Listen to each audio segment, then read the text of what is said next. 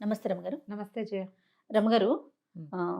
రాత్రిపూట మనము కొంచెం అన్నమన్నా ఉంచాలి అనేది అంటుంటారు. అంటే మొత్తం క్లీన్ చేసేసుకోకుండా. హ్మ్. ఎందుకంటారు? దానికేమన్నా రీజన్ ఉందంటారా? అన్నం ఒకటేనా కూరలు, పప్పు, చారు, పెరుగు అన్నీ ఉంచాలని చెప్పారా పెద్దవాళ్ళు? అన్నం ఒకటే విన్నాను రమగారు నేనైతే. ఎందుకు ఉంచాలో చూద్దాం. హ్మ్. హ్మ్. పొద్దున్నే నువ్వు అన్నం తింటావా?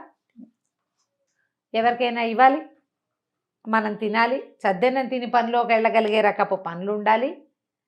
ఎవరైనా అర్ధరాత్రి, అపరాత్రి వస్తే ఉండాలి. పాత కాలంలో చెప్పిన మాట జయ ఇది. ఎంత పురాతనమైన వాక్యమో. రాత్రి గిన్నెలు ఖాళీ చేసేయకూడదు.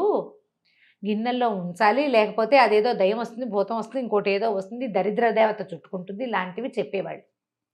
మొత్తం అంతా తుడిచేసినట్టు లేదా మనమున్న ముగ్గురు నలుగురికే సరిపడేగా వండుకుంటే అర్ధరాత్రి అపరాత్రి ఎవరైనా చుట్టమో పక్కమో పక్కింటి వాడో కనీసం ఆఖరణ ముష్టివాడో వాకిట్లో వచ్చి ఉంటే అతిథి అభ్యాగతులు వస్తే రోడ్డు మీద నడిచిపోయేవాళ్ళు మన వాకిట్లో మన అరుగు మీద పడుకోపోతే వాళ్ళకు ఒక ముద్ద పెట్టడం కోసం ఆ మాత్రం అన్నం ఉంచు తుడిచేయబోక అని చెప్పేవారు. ఏ కాలం నాటి మాట అది. మనం అసలు పాతకాలపు పద్ధతులు ఒక్కటి పాటిస్తున్నాం, నాకు కోపం చేస్తుంది ఇలాంటి వింటే. ఒక్కటి పాటించాం మనం. పొద్దున్నే లేచి మొహాలు కడుక్కుని సూర్యుడికి దండం పెట్టుకుంటారా రకరకాల తిట్టాలని మీ మొహాలు మండ అని పెద్దవాళ్ళు చెప్తే ఎవ్వరు చేయరు. ఈ పాతకాలపు సిద్ధాంతాలని మాత్రం ఎంత జ్ఞాపకం పెట్టుకుంటారో. ఒక్కడు లేవడు పొద్దునే, మనం చేయాల్సిన విధి అది చెయ్యం. పాతకాలం నుంచి వచ్చిన పద్ధతి. ఇప్పుడేమో మన వీలు వెంబడి మనం మానేసుకున్నాం. మన ఇష్టం అది.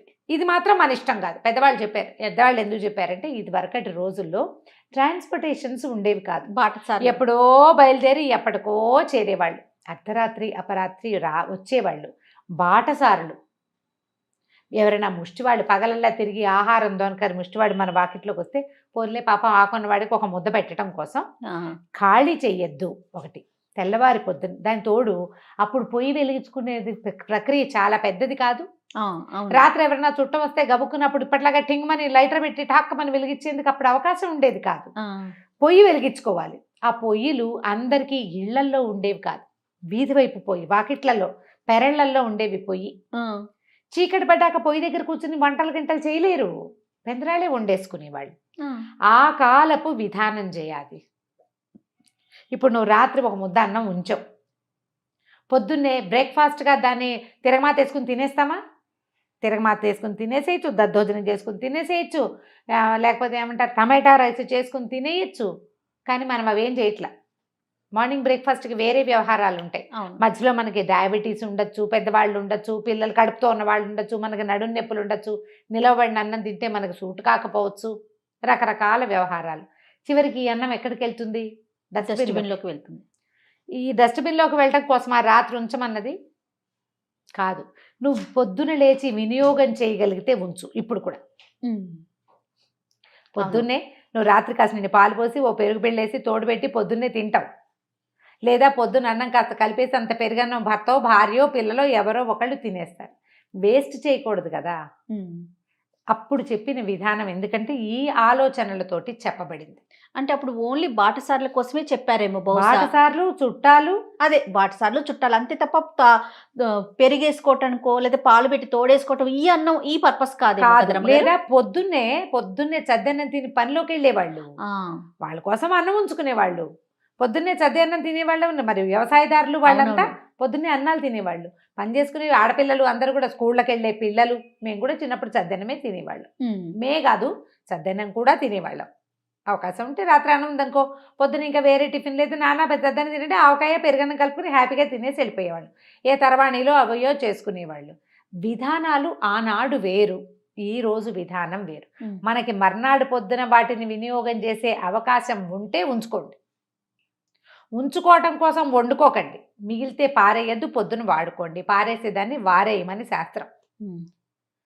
అట్లా వేస్ట్ కాకుండా ఉండేటట్టయితే రాత్రన్నం ఉంచుకోవచ్చు. ఉంచుకోవాలి లేకపోతే మంచిది కాదు లాంటిది మాత్రం పొరపాటు. నువ్వు పొద్దున తినవు, దాన్ని పని మనిషి కూడా ఇవ్వవు, నీకు పని మనిషి లేదు, లేదా మీ పని అమ్మాయి పట్టుకెళ్ళదు, తిందో, నువ్వు డస్ట్బిన్లో పడేస్తావు. రాత్రి ఉంచడం శాస్త్రం కాబట్టి ఉంచాము, ఉంచడం కోసం ఎక్కువ వండాము లాంటివి ఆలోచనలు చేయబోకండి. ఈ రోజుల ప్రకారం మారండి. ప్రత్యేకించి నిజం చెప్పాలంటే మనం కూడా చాలా వీడియోలు చేసాం. చద్దన్నం తినండి అని ఎంకరేజ్ చేసాం. దానివల్ల వచ్చే బెనిఫిట్స్ కూడా చెప్పుకున్నాం కదా రమ్మగారు. మీరు తింటే తింటే తింటే తింటే ఉంచుకోమంటున్నారు. పైగా మళ్ళీ చద్దన్నం కూడా శీతాకాలం తినండి అని నేను చెప్పలేదండి.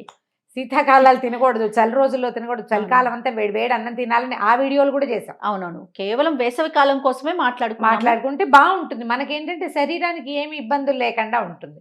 ఈ రోజుల్లో కావాలి చెయ్యాలి, అన్నం మిగల్చాలి అంటే మర్నాడు పొద్దున దాని వినియోగాన్ని ఆలోచించుకోండి అమ్మా. పురాతన కాలంలో చెప్పారు కాబట్టి అన్నం మిగల్చాలని వండబోకండి. ఊరికే వస్తున్నాయి బియ్యం, 50 రూపాయలు లేనిది కిలో బియ్యం వస్తున్నాయండి. అసలు ఒక గుప్పెడు గింజలు పారేస్తే రూపాయలు పారేసినట్టే, ఒక 8-10 రూపాయలు పారేసుకున్నట్టే. ఏది 10 రూపాయలు నోట్ ఇస్తే విసిరే బయటికి విసరం మనం. అన్నం అయితే డస్ట్బిన్లో వేసేస్తామా? అస్సలు చేయకూడదు కదా. అసలు అన్నం ఎప్పుడు వృధా చేయకూడదు. చెయ్యకూడని పనే అది. నువ్వు 10 నోటు పారేస్తే ఎవరికైనా దొరికితే ఏదైనా కొనుక్కుని తింటాడు, బతుకుతాడు ఎవడో. నువ్వు పాడైపోయిన అన్నాన్ని పారేస్తే ఎవరికి ప్రయోజనం? వృధా కదా, అది వృధా కాదు. కాబట్టి పాతకాలపు పద్ధతులు మనకి ఉపయోగపడే వ్యవహారాల కోసం చెప్పారు కానీ విధానం సిద్ధాంతం ప్రకారం చెప్పబడలేదు. ఏ పాతకాలపు సిద్ధాంతాలు కావవి. ఉపయోగం ఉండాలి. ఉపయోగం ఉంటే ఉంచుకోండి, చేసుకోండి. లేనప్పుడు ఈ పాత ఇంట్లో చెప్పారు మా అమ్మమ్మ ఈ కాలానికి అనుగుణంగా మార్చుకోవాలి, అనుగుణంగా మార్చాలి. ఈ అన్నం ఉంచకపోతే మనకి లక్ష్మీదేవి ఉండదు, లేదా దరిద్ర దేవత మన ఇంటికి వస్తుంది లాంటివి నమ్మకండి. అదైతే కాదు. మా తోడుకోడలు చెప్తుంది, హిందీ ఒరియా వాళ్ళు, పాత్రలు కరుస్తాయి బాబీ, గిన్నెల్లో నీళ్లు పోయాలి అంటుంది. పాత్రలు కరవటం అంటే ఏముంది, రేపు పొద్దుటికి ఎండిపోయి పకోడీ ముక్కల్లాగా అవుతాయి, తోమలేవు నువ్వు. అవునవును. రాత్రి ఏం చేయాలి, మెతుకులన్నీ ఖాళీ చేసి శుభ్రంగా నీళ్లు పోసి పెడితే పొద్దున్న చకచకా తోమేసుకోవచ్చు. ఇవన్నీ వాళ్ళ సిద్ధాంతాలు. నైతో పాత్ర కాటేంగే హమే అంటుంది. అదే డైలాగ్ అన్నమాట. పాత్రలు ఎందుకు కరుస్తాయి? పాత్ర కరవదు, నువ్వు తోమలేపోతావు రేపొద్దున. అది కదా పాతకాలపు మాట మనకు చెప్పేది. పిల్లలకి ఇలా అర్థం కాదని ఒకవేళ నేను చెప్పే అలా అన్నావు అనుకో, పాత్రలు కరుస్తాయి, కరవ్వు, నీకు గిన్నెలు ఇట్లా వదలవు అని చెప్తే నేను గట్టిగా తోమేస్తాను, ఇప్పుడు నీళ్ళు పోయటానికి నాకు బద్ధకం అంటారు. అలా కాకుండా ఒక చిన్న భయం పెడితే ఇది చేస్తారని చెప్పబడిందే కానీ పురాతనమైన పద్ధతి అయినా మీ ఆలోచన ఈ రోజుకి అనుగుణంగా వస్తువు వృధా కాకుండా ఉపయోగపడేలాగా ప్లాన్ చేసుకోండి. పాత పద్ధతుల్ని కంటిన్యూ చేయొచ్చు మన అవసరాన్ని అవకాశాన్ని బట్టి. అంతే. రైట్ రమ్మ గారు, నమస్తే. నమస్తే.